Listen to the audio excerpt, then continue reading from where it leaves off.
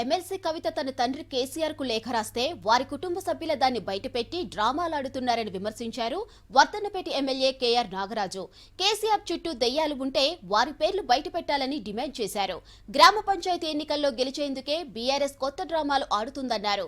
ఇక 10 ఏళ్లు అధికారంలో ఉండి దోచుకున్న సొమ్ముతో కాంగ్రెస్ పై విష ప్రచారం చేస్తున్నారంటూ ఫైర్ అయ్యారు.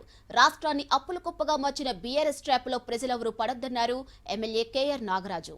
బీఆర్ఎస్ రాజకీయ నాటకాలు కవిత గారు లెటర్ రాస్తుందని నాన్నగారికి లెటర్ పెట్టింది. ప్రజలను తప్పుదోవ పట్టేయాలనే ఉద్దేశంతో మళ్ళీ మేమే ఉద్యమకారులం అని అలా మాట్లాడకుండా నాన్నగారికి లెటర్ రాసి ఆ లెటర్ను బహిర్గతం చేసి చుట్టూ దయ్యాలు ఉన్నాయన్నారు. ఆ దయ్యాలను మరి పేర్లు బయట పెట్టలేదు. లోకల్ బాడీ ఎలక్షన్స్ వస్తున్నాయి కాబట్టి రాజకీయమైన ఒక తెర లేపింది. ఏంటంటే మొన్న మీరందరూ చూసిండ్రు, అక్కడ మీటింగ్ పెడితే ఎవరు వచ్చిండ్రు, ఆ మీటింగ్లో ఎన్ని కోట్లు దానికి ఖర్చు పెట్టిండ్రో మీకు తెలుసు. ప్రజలను దోసిన సొమ్ముతోని మొన్న మీటింగ్ పెట్టి కొన్ని విషయాలు ముఖ్యమంత్రి గారు పేరు తీసుకోలేనంత భయంతో మాట్లాడిండ్రు. ఎందుకంటే ఉన్నట్టుగా కుండ బద్దలు కొట్టే ఏకైక నాయకుడు మా ముఖ్యమంత్రి గారు. టీఆర్ఎస్ ప్రభుత్వం చేసిన అప్పులను, ఆ అప్పుల కుప్ప మన నెత్తిలో పెట్టిపోయి దోసుకొని దాచుకున్న డబ్బులు ఏ విధంగా వాళ్ళు ఇప్పుడు ఖర్చు పెడుతున్నారో మనం అందరం చూస్తున్నాం. మీరు దయచేసి ఎవరి ఉచ్చులలో పడకండి, ట్రాప్లో పడకండి.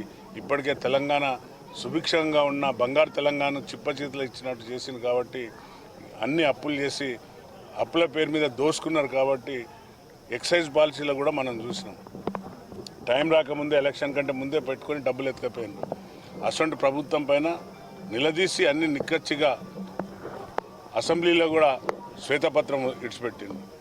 ఆయన కూడా ఇవాళ డ్రామాలు ఆడుతున్నారు కాబట్టి ఈ డ్రామా రావులు కేటీఆర్, కవితమ్మ, హరీష్ రావు డ్రామాలు, తర్వాత కనబడని ఇంకో నాయకుడు ఉంటాడు తెర వెనకాల, సంతోష్ రావు, వీళ్ళంతా ఇప్పుడు తెలంగాణలో మళ్ళా పందికొక్కులాగా తిని ఇప్పుడు మళ్ళీ వస్తున్నారు ప్రజల మధ్యకు. లోకల్ బాడీ ఎలక్షన్లను అడ్డం పెట్టుకొని డ్రామాలు ఆడుతున్నారు కాబట్టి నేను ప్రజలను విజ్ఞప్తి